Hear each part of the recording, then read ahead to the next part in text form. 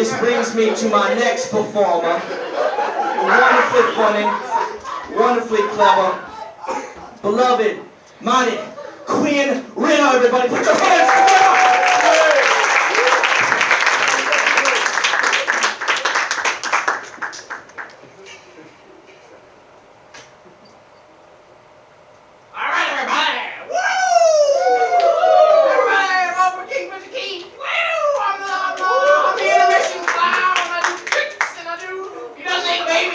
He doesn't eat babies, and you vote for him, and he gets you all the money in the world. And this is what I'm going to do for 10 minutes. For 10 whole minutes. You're going to watch me do this. You're going to watch me do my little tricks and do the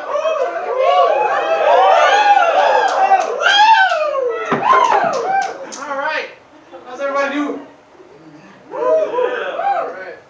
I apologize. Let me just flip through. This is actually my 3rd grade Bible journal, so I have to flip through my little. Yeah, no. But oh, you wanna hear a reading? All right. Let's see here. What do we got? This would be little 9-year-old Quinn.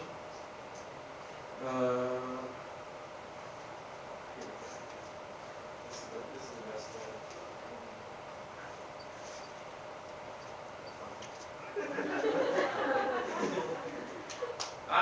Here we go. My favorite entry in my entire Bible journal. Now, 9-year-old Quinn must not have been doing so well today because there's nothing about God on this entry. It simply says, I am not feeling too good about today. And there's a little boy sitting on a rock with his hands clasped in prayer. And I'm praying. I hope you will all pray for 9-year-old Quinn that he got through that day. Okay. Hey, enough of that bullshit. Does anyone remember in middle school when the health teacher gave us the weed talk? The weed talk? No? No one got the weed talk? Well, I got the weed talk, and I'm here to tell you that it was the biggest fucking lie I've ever heard in my life. The weed talk told me that as soon as that shitty little joint touched my lips, that there would be a man that would come in and he would say, Quinn, you just killed your entire family. Your family is dead because you smoked weed. And all the dogs in the world are now being tortured in a little basement somewhere because you smoked that weed. That did not actually happen. I thought it would. I was terrified. I didn't actually smoke weed until my senior year of high school, and I was like out of my mind scared. Now, let me tell you some of the things that I actually do after I smoke weed. I write to-do lists when I'm high. When I'm high, I think about the areas in my living space that don't get dusted often, and it irks me to my core. So I have to dust the entire apartment. That's the stuff that I do when I'm high. Now, when I'm drunk, I am an unstoppable force of evil. I am like an angry Grecian god. It does unlock my god complex quite a bit, actually. I think I can beat anyone in a fight. Like I think that while I'm drunk, I can literally stop a train. And that's going to be my demise. That's going to be how I die. I'm going to get blackout drunk and stop a train. And then I'm going to jump off a cliff. And I'll survive that. And then, I don't know, something stupid will happen. I'll like choke on fucking grape or something. Anyways. So we were talking about virgins before. I'm actually not a virgin. I have a girlfriend. It's a cool concept. Pretty solid. However, there is an issue. I don't know if it's the breed that I got or what. She's a Caucasian, but she sheds like a motherfucker. When I walk into my apartment after she's been over, I literally have to duck and cover because there's just a box-dyed smog just hanging in the air, and if you just take a breath, it just.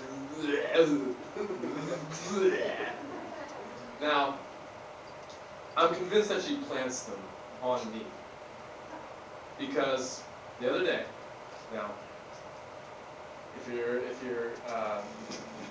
very triggered by disgusting images, I want you can leave the room now. I was in the shower. I'm washing my ass. And I feel something. And it is 3 black, long hairs in my ass. Not on the cheek, in the crack. I know we talked about intimacy, Leah, but this is fucking ridiculous. Jesus Christ. Anyways.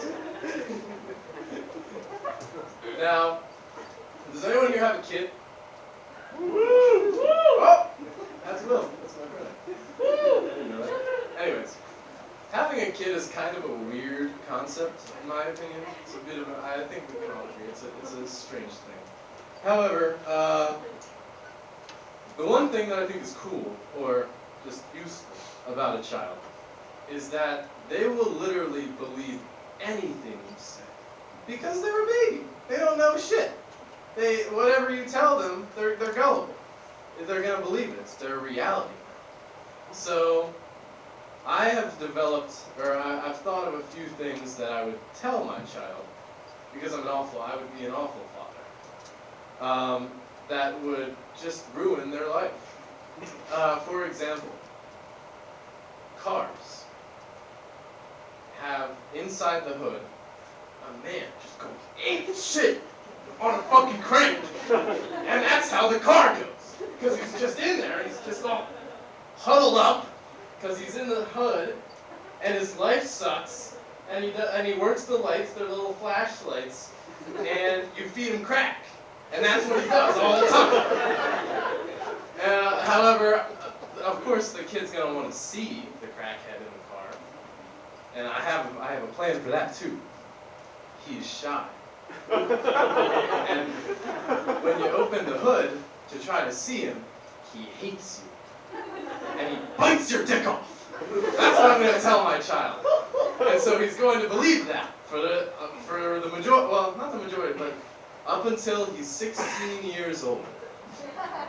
And he's driving along, and I gave him a shit car because I don't have much money as an adult. But, and he breaks down on the side of the road.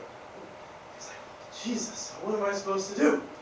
I can't go under the hood because the fucking guy will bite my dick off in the car. And so then he calls AAA, hoping that he has something to deal with it. And then the AAA guy comes by, and he goes to open the hood, and my kid goes, no, sir, your dick, sir, no. And then he'll realize, and I don't know what's gonna happen after that. We'll find out. But that's all I got.